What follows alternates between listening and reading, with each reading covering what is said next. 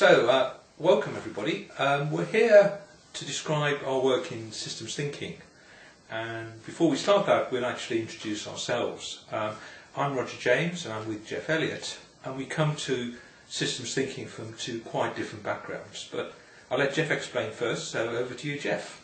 Hi, I'm Jeff Elliott. I've messed around in systems thinking, systems ideas for over 20 years from an engineering perspective across various engineering disciplines in aerospace, defence, oil and gas. Okay, and I'm Roger James. I've come to systems thinking from the opposite end. I've worked in research, I've worked as a CIO in pharmaceuticals and in higher education. So I like to think of it as I come from a background of managing things that don't work, and Jeff comes from a background of managing things that do.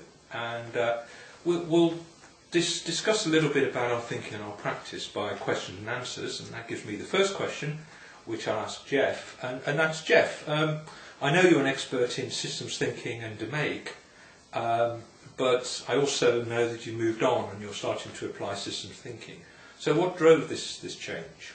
That's correct, Roger, because most of my 20 years of hard engineering experience has been predicated around classical TQM, Six and Lean Sigma and hard analytical techniques. We came to the realization many years ago that these techniques were not suitable in service type organizations, which led us to explore Toyota and some of the Japanese organizations and their particular view on the world. Understood there were problems with using the Lean Six Sigma and the Toyota production system. And where did you go there? From there, where did you get new ideas? Well, we had this realization that Toyota is much more than simply TPS, the Toyota production system, which classically Lean and Six Sigma ideas can be applied. We realized that Toyota is also simultaneously the Toyota product and R&D system, as well as Toyota TPM, the Toyota productive maintenance system. And as soon as we realized that, we began to explore further, which led to some interesting observations and conclusions. Because previously we mistakenly believed that Toyota was simply TPS, the production system. So where is the Toyota product system applicable? And that's really where I come in, because my work has been predominantly around research systems, around ideas, around innovation, around invisible work. And the Toyota product system used the same basic principles as the production system. So it looked at waste and tried to eliminate waste. It looked at visibility, it looked at small queues, it looked at time, all those parameters at a generic level, but moved that into the world of information and ideas, really the domain of IT and the information factory, and of course the service sector. So Roger, from your experiences as a CIO, how do you explain lots of bad IT systems and lots of bad systems? Well, I think I would say there's also some good systems, but I want us to focus on where IT goes wrong, and particularly the critiques that are being driven under the name of systems thinking. And I think in particular here of John Seddon's work and his critique of large systems. And that is evidently wrong, because big systems, reliable systems, easy to use systems like the work of Google, Facebook, Visa clearly say that big IT works and big systems work. So the invective that's coming across as a critique on these things is not to get rid of IT, but really to get rid of bad IT and to get rid of bad big systems. So Roger, the problem is change, IT change. Often IT is seen as the blind electronic concrete, if you like, that binds an organisation. How do you address this? Again, this is where systems thinking is very instructive, and I always use a model at this point, and the model comes from a book of How Buildings Work. It comes across from architecture, And the idea there is, if you look at a building is a set of components that all work together at different speed. So the building is on a site, and the site may last 70 years. You may build an extension, and that may last 20 years. Within the extension, there's the surfaces. You may redecorate every 5 years. And within the surfaces, there's the stuff in the room, and that might change every 10 minutes. So the thing to realise here is that different elements of the system work at different speeds, and they're all linked together. And of course, the obvious example where that goes wrong is if in a house, if you wanted to change a light bulb, you had to dig up the foundations. You know that you've got that very wrong. And I think that's a very good model for the way IT is deployed and the way IT is built, that leads on from systems thinking. So I think that's a great model, and I'll pass over to Jeff, who's got practical experience of where this thinking really starts to make things work in a service context. So Jeff? Yes, Roger. I mean, the brand model, the architecture, the house model that Roger's just referred to, appears as, in one practical way, it appears as the ETOM, the Extended Telecoms Operating Model, which is a layered architecture of several layers.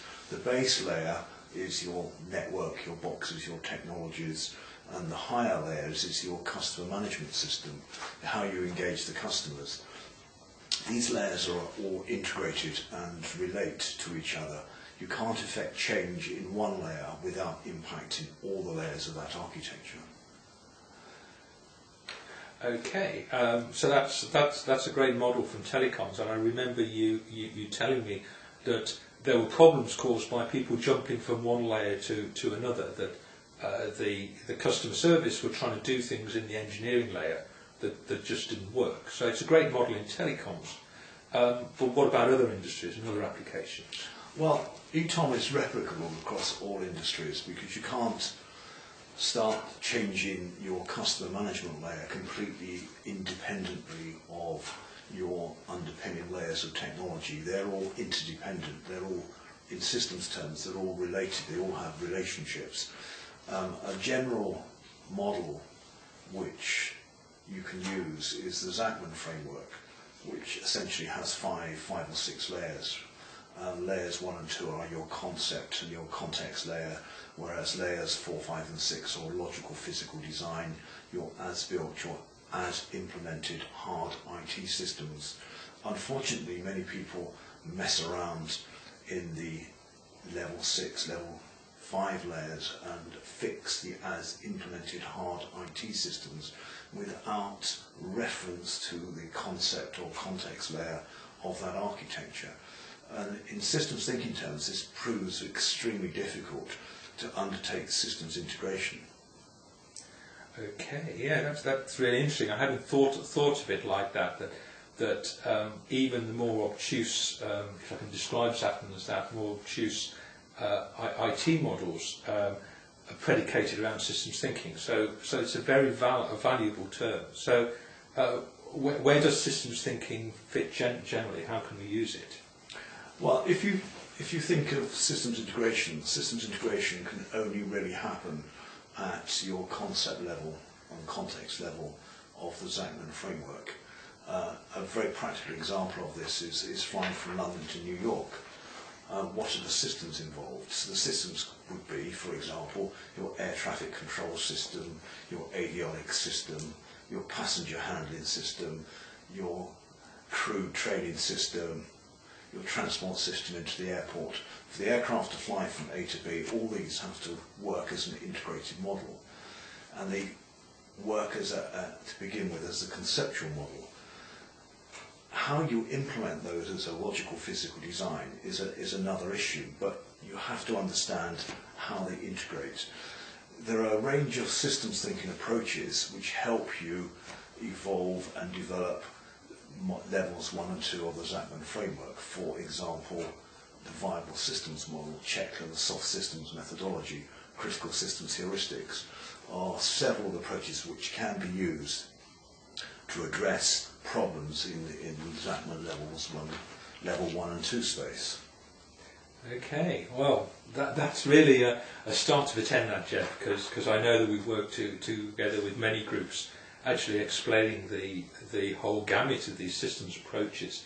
And I think to summarise what we say and what we know is really that we challenge the one orthodoxy, the one approach, and we see that different approaches occur and are required for different types of challenge, and that the real skill is it's the context that determines the approach that you adopt, and almost that's our slogan, I think, moving forward. So we do a lot of teaching. We teach in masters levels. We run executive classes, but above all, as working consultants, we've 20 to 30 years experience in applying systems techniques to real world problems. Hopefully this introduction gives you an idea of where we're coming from, our ideas, which blend academic theory with practical reality, and we hope to engage with you further. So thank you for listening, and do please get in contact with us.